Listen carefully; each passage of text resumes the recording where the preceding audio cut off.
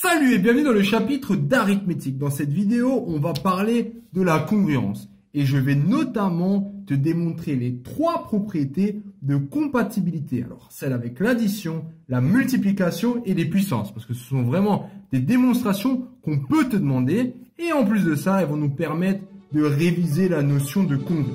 Allez, on est parti!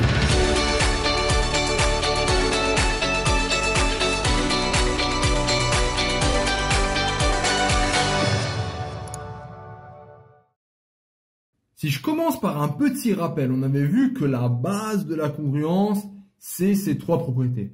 La réflexivité, symétrie et la transitivité. Très bien, donc réflexive, ça veut dire que A est congru à A.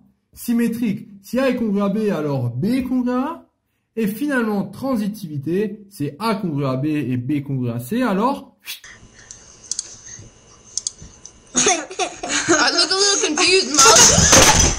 Un autre théorème très important qu'on a vu, c'est le suivant.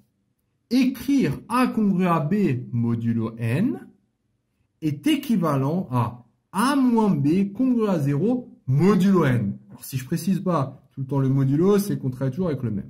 Bref, regarde, visuellement, en fait, c'est comme si je passais le B de l'autre côté.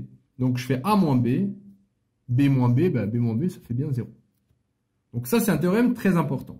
Et ce qui nous intéresse maintenant dans cette vidéo, c'est de démontrer la compatibilité avec l'addition, la multiplication et les puissances. Comment tu t'y prendrais pour démontrer la première compatibilité? Alors, on sait quoi? On sait ça. Et c'est tout ce qu'on sait. On sait que A est congru à B, modulo n, et C est congru à D, modulo n. Si on sait ça, utilisons maintenant ce théorème. Et ce théorème, tu vas voir qu'il est très utile, surtout pour les démonstrations. Ça veut dire que A moins B est congru à 0 modulo n et C moins D est congru à 0 modulo n.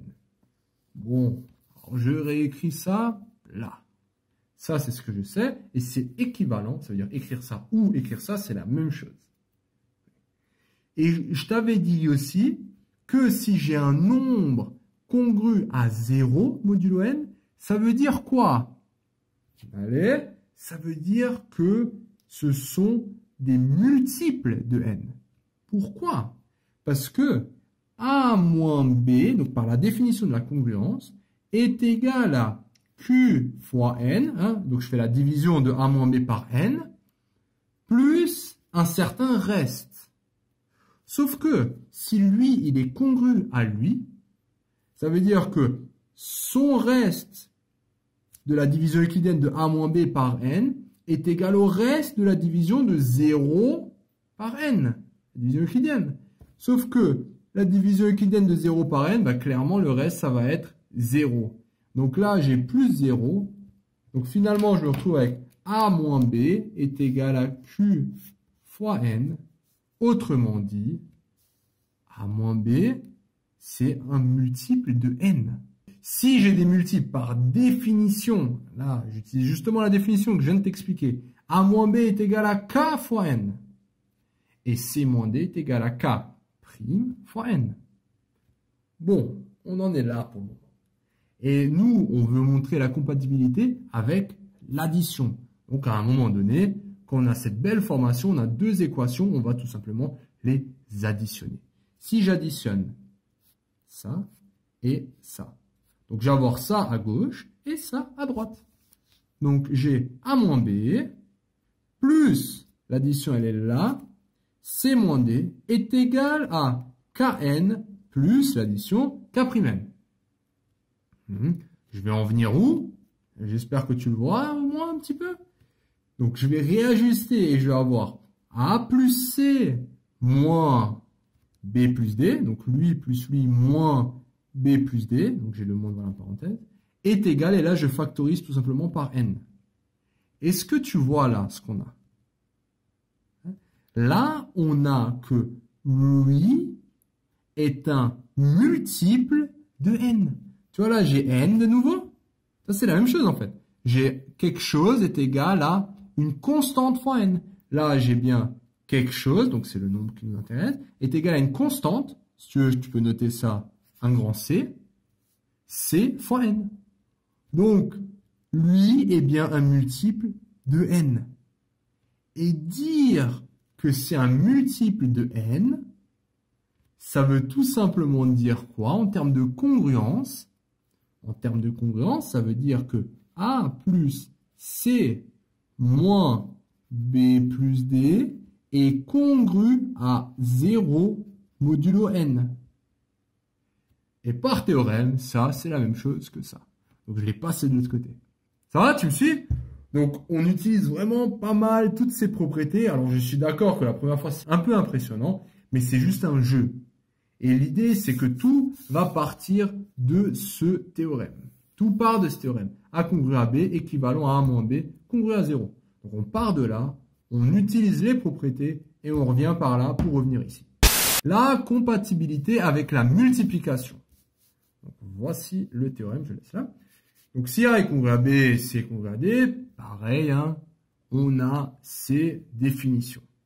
Donc là, j'écris juste la définition. Et cette fois-ci, moi, ce qui m'intéresse, c'est la multiplication. Donc, je vais multiplier à gauche et je vais multiplier à droite. Ok, j'ai quoi? À gauche, j'ai A fois C, directement. Et à droite, j'ai cette double distributivité. Alors, je m'amuse à faire B fois D, BD, plus BK', alors, plus B fois K'N, plus KN fois D, plus KN fois K'N. Ouf, on y est. Ensuite, j'ai quoi? Donc, j'ai AC est égal à BD, plus quoi? Plus N. Regarde là le facteur commun, N. Il est là.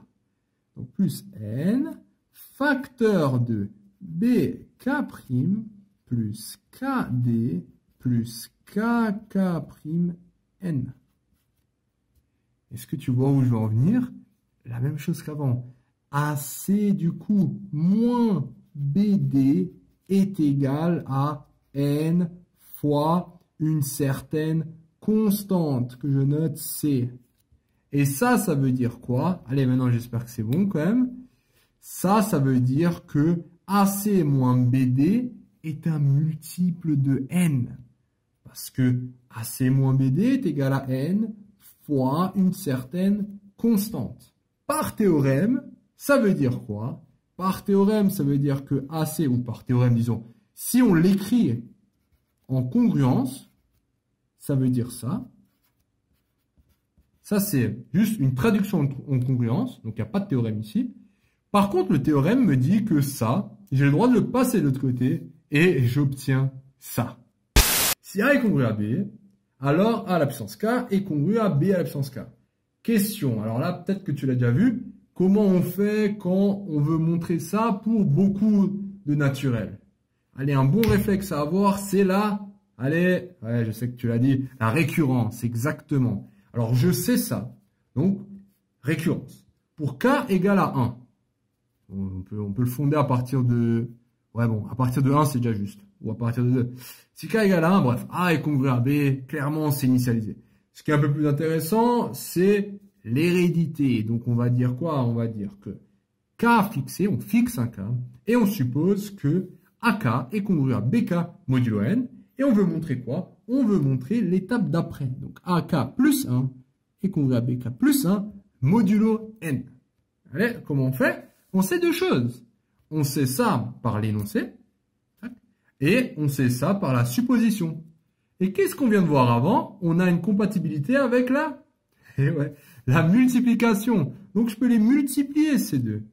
Et si je multiplie A fois A à la puissance K, j'ai A à la puissance 1, B à la puissance 1, donc ça va me faire A à la puissance K plus 1 est congru à B à la puissance K plus 1, le tout modulo N, ce qui nous termine l'hérédité. Elle est fondée, elle est héréditaire, donc cette propriété est aussi juste. Voilà. Félicitations, tu viens de démontrer les 3 compatibilités. Et je te rappelle que c'était essentiellement avec ce théorème. Il reste à présent plus qu'à mettre tout ça en pratique avec des exercices corrigés. Voilà. Félicitations d'être arrivé jusqu'au bout de cette vidéo. Cette vidéo t'a plu? Ça tombe bien, il y en a encore. Sur matrix.fr, tu peux non seulement télécharger le résumé de cette vidéo, mais aussi retrouver tout ton programme avec plein d'exercices corrigés étape par étape. Tu peux aussi défier tes amis dans des jeux et te mesurer à la communauté Matrix pour gagner un cadeau tous les mois. On se retrouve sur matrix.fr.